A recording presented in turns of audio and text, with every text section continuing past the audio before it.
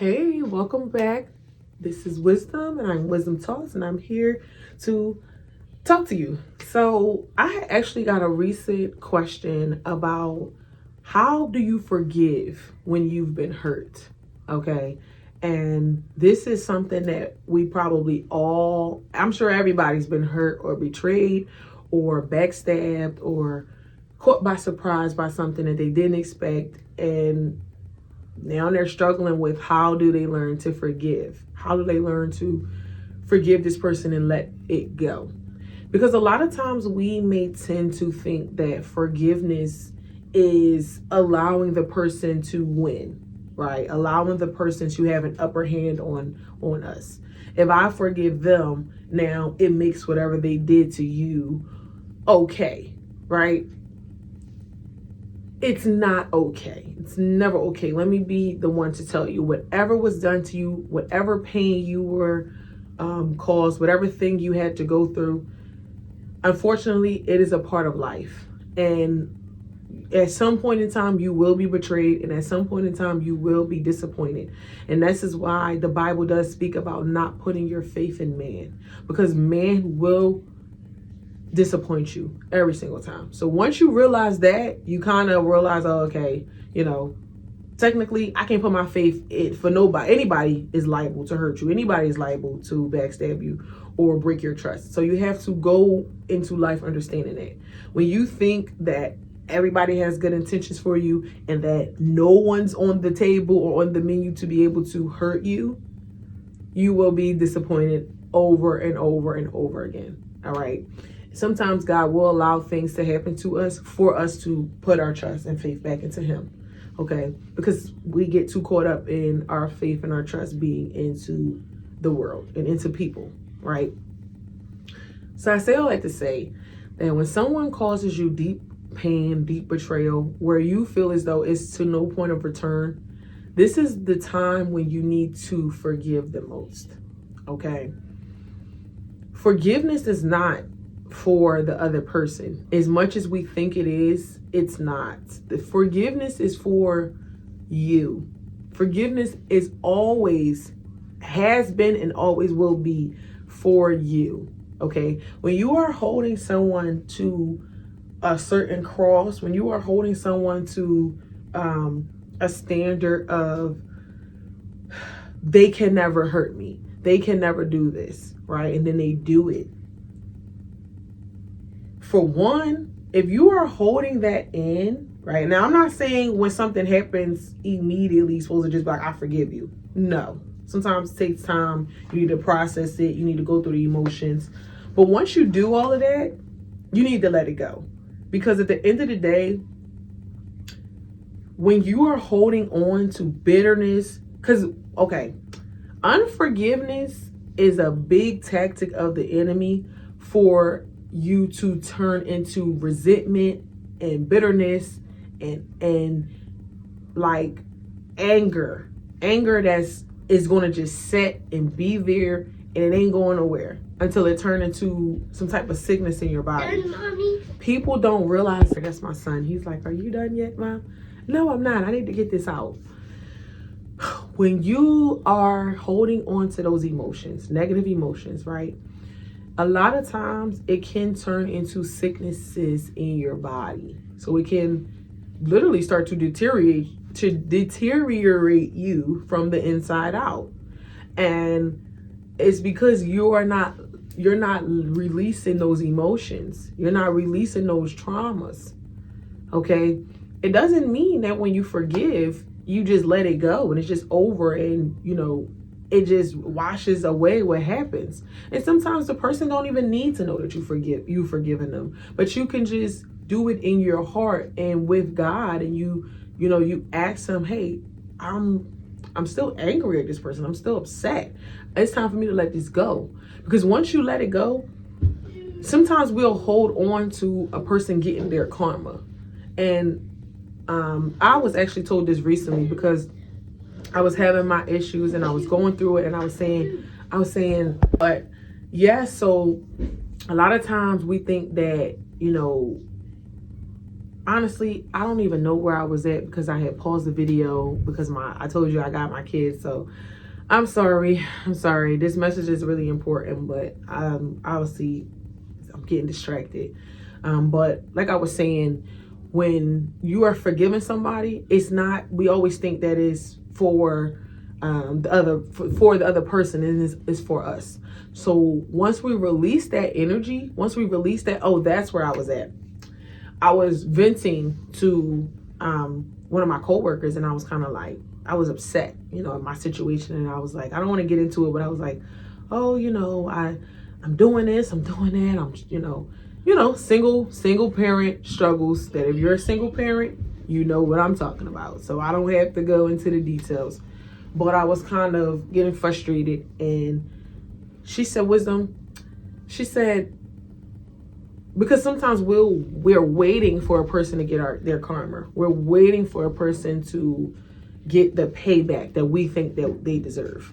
And she said, Wisdom, she said that he'll get his karma. But she said, sometimes people get their karma and you'll never know. You'll never know that they got their karma.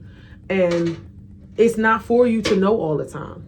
And so I say that to say that just goes to show that forgiveness is not for the other person. It's not for the other person to know that you've forgiven them. It's for you to know that you've forgiven them in your heart and you let it go. Always for, the other person. So I say all that to say forgiveness is sometimes when we are holding people in unforgiveness, we are holding ourselves back from where we're supposed to go.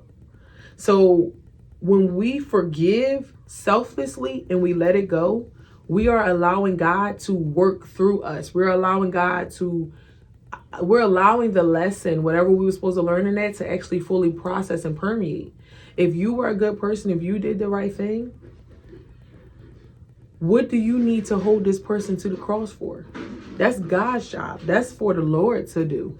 Okay? Vengeance is mine, saith the Lord. So you don't have to hold and wait and sit and wait for a person to get their karma. They'll get their karma.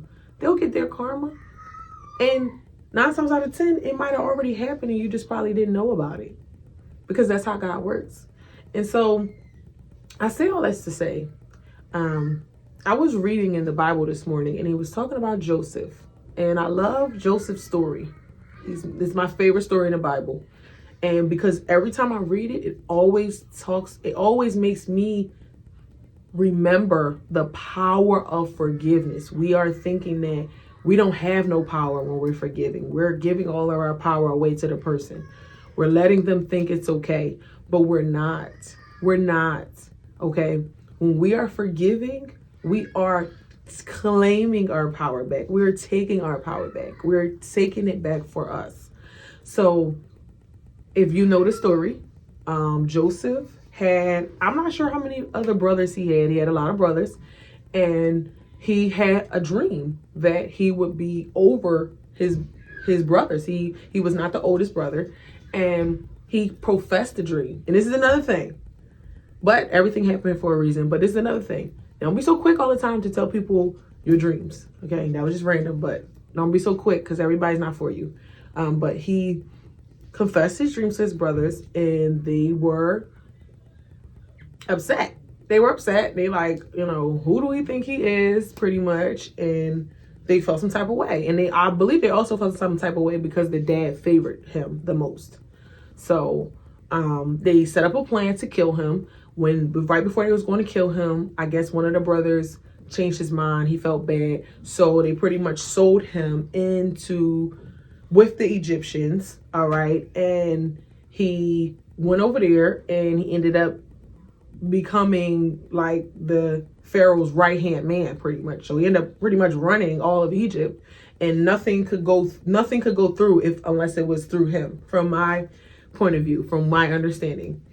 And so he ended up becoming this big guy. Like he ended up becoming the guy, pretty much, all from what God had showed him in the dream. And so years down the line, what happened? His brothers, it was a famine in the land, right? His brothers needed food. The dad sent them down to get some food. They had no clue that their brother was still alive. They thought that he was dead at this point. And the brother showed up. Make a long story short, he ended up telling them, like, listen, you know, I got this stuff. Y'all know y'all sold me into slavery, but I ended up working my way up, and now I'm able to save y'all. I'm able to rescue y'all. I'm able to provide food because there's going to be another 5 years of famine. So ironically, he ended up being the one that ended up saving them in the end. So they set him up for death, right? They set him up for failure. But then in the end, right, because they say you're going to see the same people you stepped on your way to the top, the same people you stepped on, you're going to see those same people when you're at the bottom. You're going to see those same people on the way down. And so he pretty much was able to save the family, save the lineage, save the bloodline through forgiving. Now, would we have done that? Would you have done that if you know that your brothers done set you up, sent you to live with these other people, right? Left you for dead, told your father you died, right? And then years later, they come in and get some food from you, and you the big boss. A lot of us, unfortunately, might have still been holding unforgiveness in our hearts. We would have still been upset. We would have still been angry, and might have used that to our own advantage. Might have sent the brothers away and said, no, you go starve. You go do this, you go do that. But what did he do? He immediately said, no, I got this for us. This is not for me. Yeah, y'all sold me into slavery, but this is for us. I love y'all. Y'all my family. So that is a great depiction of how forgiveness works for everybody's benefit. Okay? God was able to really work through Joseph. Why? Because he didn't hold his family in unforgiveness. They didn't know what they was doing. They didn't know that God actually gave him that prophecy. They didn't know that. They were working out of jealousy and envy. And he tried to set him up, but then it ended up working. Imagine if that never happened. They would have all probably died. They probably would all starved. If none of that happened, they didn't set him up and they didn't leave him for dead like that. They didn't leave him. And he ended up becoming a big guy on the block. They probably all would have died. The whole lineage would have ended up dying. So things happen for a reason. And this thing that you could have went through could have happened for you to learn something pivotal and vital, which is a key thing. Forgiveness is a key thing, because in the Bible, we believe that, you know, when we repent, God forgives us. So forgiveness is a key thing that we have to realize. We have to learn to practice it more. And like I said, it doesn't mean that it just goes away what the person did. You don't have to ever talk to the person again. You don't have to fool with them again. You don't have to be bothered. But you just know, okay, you know what? I'm not mad about it no more. I'm not angry. I'm not going to hold you to a cross. I'm going to say, you know what? Maybe you did that out of this. Maybe you was in a different mind space. Maybe you didn't really appreciate me at the time. Maybe you didn't know. Maybe things were just happening for me to learn something. We have to realize that if it's either a lesson or a blessing. And I always say this, all right? It's either a lesson or a blessing. So you either being taught something or you're being blessed with something. Either way, it's here to help you. So stop holding people in unforgiveness.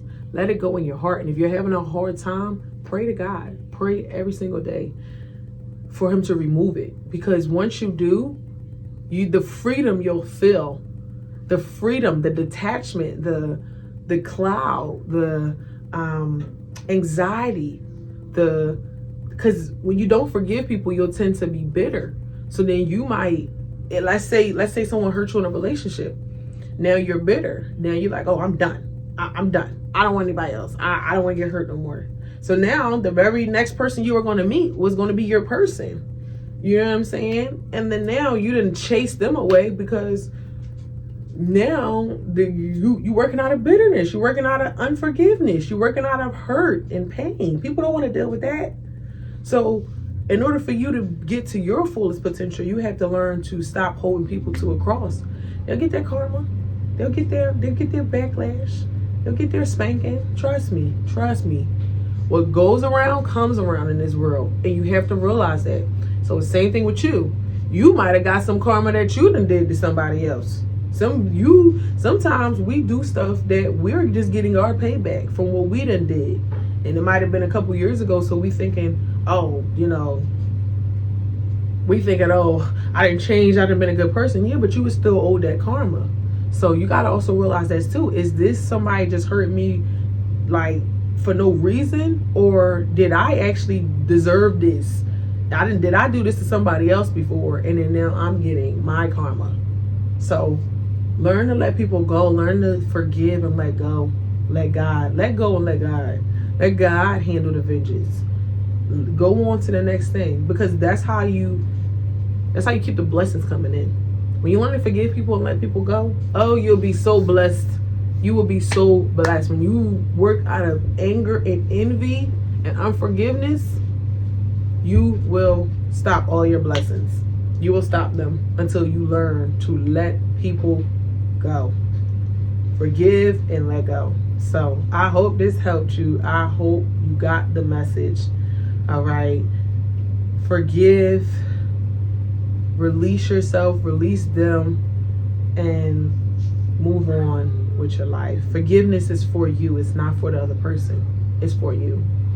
When you are in unforgiveness, you are holding yourself to bondage. You are holding yourself to the cross.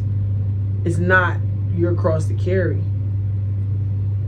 So, I'm Wisdom. This is Wisdom Talks, and I will see you in the next talk. Bye.